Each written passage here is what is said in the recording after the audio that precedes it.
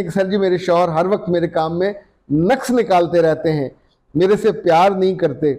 मेरे बच्चा ऐसा इससे पहले भी होता है, जब आप घर में बेटा या बेटी होते हैं, उफ अल्लाह, जो अम्मा ने ऐनक लगाई होती है काले शीशों वाली, उसमें आपके हर काम में नक्स, आप लेथार्जिक भी होते हो, सुस्त भी होते हो, काहल भी होते हो, निकम्मे भी होते हैं। पर क्या ऐसा वक्त भी आता है फिर कुछ सालों के बाद उन्हीं बच्चों की डिग्रियां पूरी हो जाती हैं, उनको कपड़े कैरी करने आ जाते हैं, वो नमाज रोज़े की तरफ मुतवज्जो हो जाते हैं, उनकी आंखों में अपने माँ बाप के लिए मोहब्बत और शफकत ऐसे शानदार तरीके से उगती है कि माँ बाप भी परेशान हो जाते हैं। एक तेरी चाहत है, एक मेरी चाहत है, या आपकी चाहत नहीं चलेगी, उसकी चाहत चलेगी। सो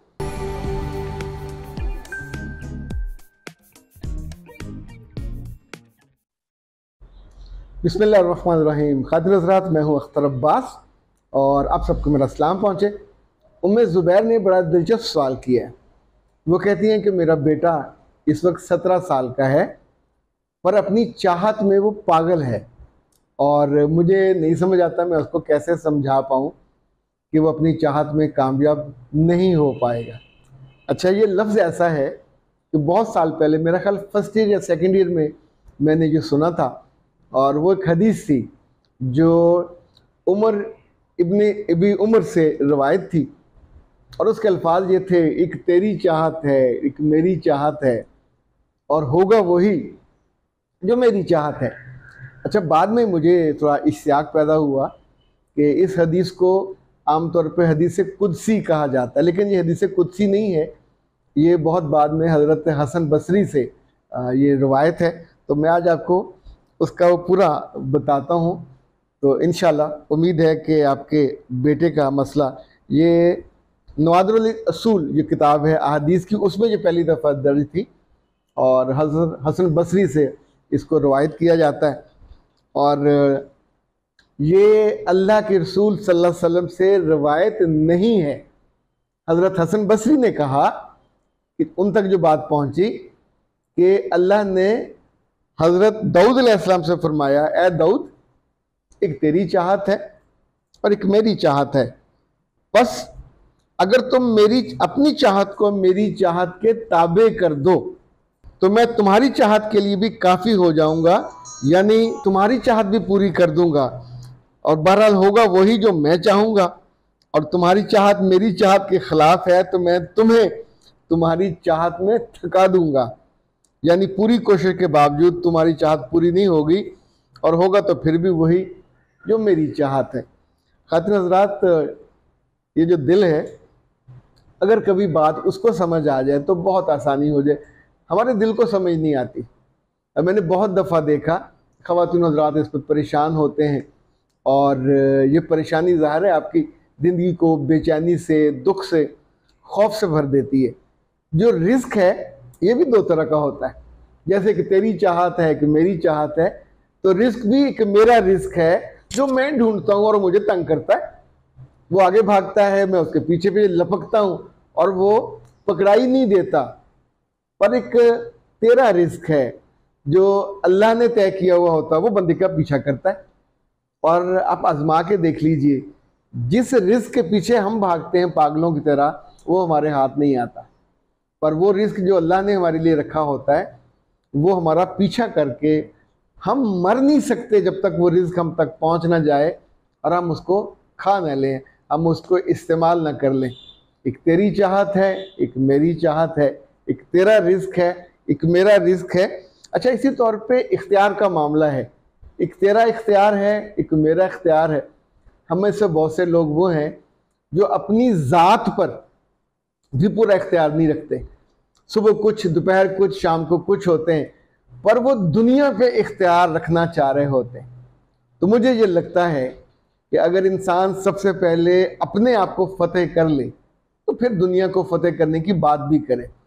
कुछ लोगों से मिल के आपको लगता है उनकी बातें सुन के कि बिल्कुल अभी इनके दूध के दांत भी नहीं निकले, पर बातें बड़ी बड़ी कर रहे होते हैं दुनिया को फतेह करने की। अपना दिल, अपना दिमाग, अपनी ख्वाहिशें, अपनी आरजुएं, वो तो उनके काबू में होती नहीं है, और निकलते हैं दुनिया को फतह करने के चक्कर में। इसीलिए मैं ये कहता हूँ कि एक तेरा इख्तियार है, एक मेरा इख्तियार है, और होगा वही जो अल्लाह का इख्तियार है, पर हम उससे उसकी मर्ज़ी पूछते नहीं है और अपने बच्चों को बताते भी नहीं है। अगर कभी आप अपने बेटे को और बेटी को वो तंग कर रही हो और अपनी चाहत पे इसरार कर रही हो, तो बजाय इसके कि चंद बरसों के बाद नाकाम और नामुराद इंसान पढ़ा हो और ना समझ रहा हो कि मेरे साथ हुआ क्या है, उसको अगर वक्त से पहले बता दिया जाए तो शायद बहुत सारी आसानी हो जाए। अब मिस फरा कहते हैं कि सर जी मेरे शौहर हर वक्त मेरे काम में नक्स निकालते रहते हैं, मेरे से प्यार नहीं करते। मेरे बच्चा ऐसा इससे पहले भी होता है, जब आप घर में बेटा या बेटी होते हैं, उफ अल्लाह, जो अम्मा ने ऐनक लगाई होती है काले शीशों वाली, उसमें आपके हर काम में नक्स, आप लेथार्जिक भी होते हो, सुस्त भी होते हो, काहल भी होते हो, निकम्मे भी होते हो, पूरे ख़ानदान में सबसे रैन खून होते हो। किसको अल्लाह ने मेरे पल्ले डाल दिया, ना कोई काम आता है, ना अपने कमरा संवारना आता है, ना मुंह संवारना आता है, ना बोलना आता है, ना अल्लाह माफ़ करे उन बच्चों को लगता है कि दुनिया के सबसे गैर ज़रूरी हम हैं। पर क्या ऐसा वक्त भी आता है फिर कुछ सालों के बाद उन्हीं बच्चों की डिग्रियां पूरी हो जाती हैं, उनको कपड़े कैरी करने आ जाते हैं, वो नमाज रोज़े की तरफ मुतवज्जो हो जाते हैं, उनकी आंखों में अपने माँ बाप के लिए मोहब्बत और शफकत ऐसे शानदार तरीके से उगती है कि माँ बाप भी परेशान हो जाते हैं। पर उनमें से कुछ नाखल्फ भी निकल आते हैं और उन गंदों के पास ये गंदी दलील होती है कि मेरी माँ मेरा बाप मुझे गालियाँ निकालता रहता था। भाई 100 निकालें, बिस्मिल्लाह। जब कभी आप अपने घर के लॉन में पौधे उगाते हो तो आपके पास कैंची भी होती है और कैंचा भी होता है, आप उसे काटते हो तब उसकी शक्ल निकलती है, ऊपर से कभी कभी शाखें भी तराश के उसको गोल मटोल बनाते हैं।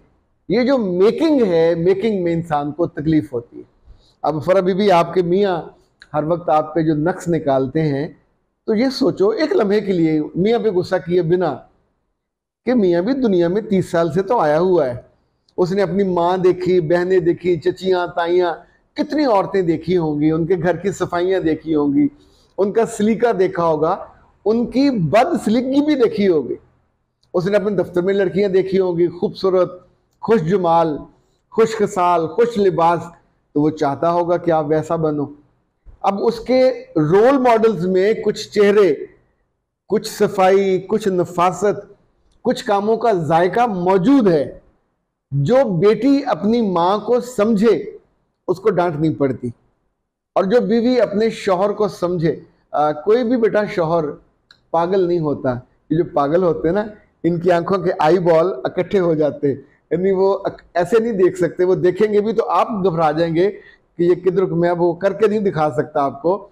यानी आप यहाँ उंगली रख के अगर दोनों उनको करीब करते जाएं तो यहाँ वो आने की बजाय इधर चले जाएगा, इधर चले जाएगा।